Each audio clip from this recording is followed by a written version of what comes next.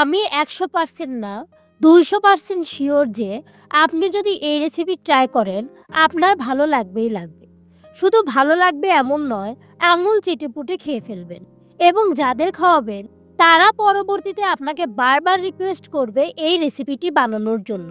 এত কনফিডেন্সের সাথে আমি বলতে পারছি কারণ এই ভর্তাটা আমি যাকে খাইয়েছি তারা সবাই অত্যন্ত বেশি প্রশংসা করেছে। এই ভর্তাটা কারো রেসিপির সাথে মিলে যাবে কিনা আমি জানি না। তবে এই রেসিপিটা আমার নিজস্বই একান্ত ব্যক্তিগত। অর্থাৎ এই রেসিপিটা আমারই আবিষ্কার। আবিষ্কার কথাটা বলা ঠিক হচ্ছে কিনা জানি না। তবে এই ভর্তাটা আমি কারো দেখে বা কোনোভাবে বানাইনি। এই ভর্তাটা আবিষ্কারের পেছনে বা ১ম তৈরির পেছনে একটা বিশেষ গল্প আছে। গল্পটা আমি একটু পরে বলছি। ১ম এ আমি আলু এবং ডিম একসাথে সিদ্ধ দিয়ে দিলাম। আলুটা যেকোনো আলু নিতে পারেন আপনারা, কোনো প্রবলেম নেই। সিদ্ধ করার সময় একটুখানি লবণ ব্যবহার করেছি যাতে ডিমের ঝালটা একটু ভালোভাবে ওঠে। এরপর একটা কড়াই তুলে দিয়ে শুকনো মরিচ ভেজে নিব। আমি প্রচণ্ড পরিমাণে চপ পছন্দ করি। একদিনে যদি চপ না হয় আমার চলেই না। এই অভ্যাসটা অবশ্য ১ম দিকে বেশি ছিল, এখন অনেকটা কমানোর চেষ্টা করেছি। আমাদের এদিকে একটা চপওয়ালা বসে।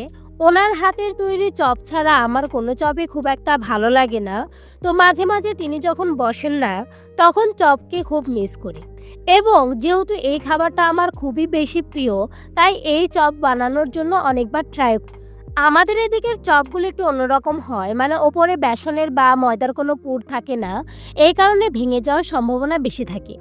আলুটা সিদ্ধ করার পর আমি হাত দিয়ে একটু ছেনে নিয়েছি, একেবারে কিন্তু ছানিনি, একটু দলা রেখেছি। এরপর একটুখানি লবণ দিয়ে আমি শুকনো মরিচটা ডলে নিলাম। আমি কিন্তু সিদ্ধর সময় লবণ ব্যবহার করেছিলাম। এর মধ্যে এবার মশলা দিয়ে দেব ধনিয়ার গুঁড়া, জিরার গুঁড়া, একটুখানি গোলমরিচের গুঁড়া, একটুখানি দারচিনি এলাচের গুঁড়া, তার সাথে আদা রসুন জিরা বাটা এবং লবণ দিয়ে ভালো করে মিশিয়ে নিয়েছি। এবার এটা ভেজে নিতে হবে। কড়াইয়ে একটুখানি তেল দিয়ে এটা ভেজে নেব, একটু পোড়া করে ভেজে নেব। ভর্তার জন্য আমার আরও লাগবে হচ্ছে পেঁয়াজ এবং কাঁচামরিচ, সেটা আমি তেলে ভেজে নিয়েছি এবং ওই কড়াই তেল দিয়ে আমি আলুটা ভেজে নেব।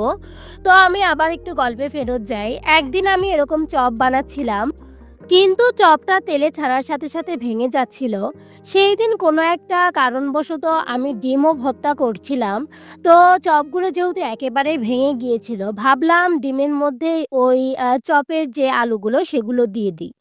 এবং দিয়ে দেওয়ার পরে সেদিন যে ভর্তাটা বানিয়েছি, এই ভর্তাটা এত বেশি টেস্টি হয়েছিল যে কি বলবো।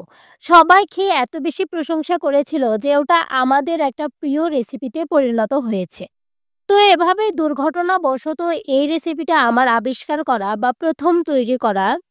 আলুটা পোড়া হয়ে গেলে এটা তুলে নিয়েছি। এরপরে ভেজে রাখা পেঁয়াজ এবং মরিচটা একটুখানি লবণ দিয়ে ভালো করে নরম করে নিয়েছি। লবণ কিন্তু বারবার ব্যবহার করছি, তাই লবণের পরিমাণটা বিশেষ খেয়াল রাখতে হবে।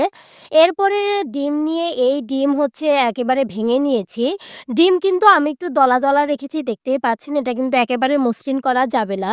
এরপরে আলু যেটা ভেজে রেখেছিলাম সেটা এর মধ্যে দিয়ে একেবারে সুন্দর করে মিশিয়ে নেব, যাতে ডিম এবং আলুটা একেবারে সমান হয়।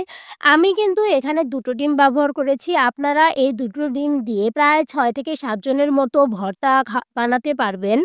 আমি একটু আলুর পরিমাণ কমই দিয়েছি, আরও বেশি আলু ব্যবহার করা যায়। আপনারা যদি চান এখানে আরও বেশি আলু দিতে পারেন। অবশ্যই এই রেসিপিটা ট্রাই করে দেখবেন। আমি আসলে মিথ্যা কথা বলছি না। অবশ্যই আপনাদের ভালো লাগবে। ভিডিওটি দেখার জন্য ধন্যবাদ। ভিডিওটি যদি ভালো লেগে থাকে তাহলে লাইক, কমেন্ট এবং শেয়ার করতে পারেন। সাবস্ক্রাইব করে পাশে থাকতে পারেন। Thank you.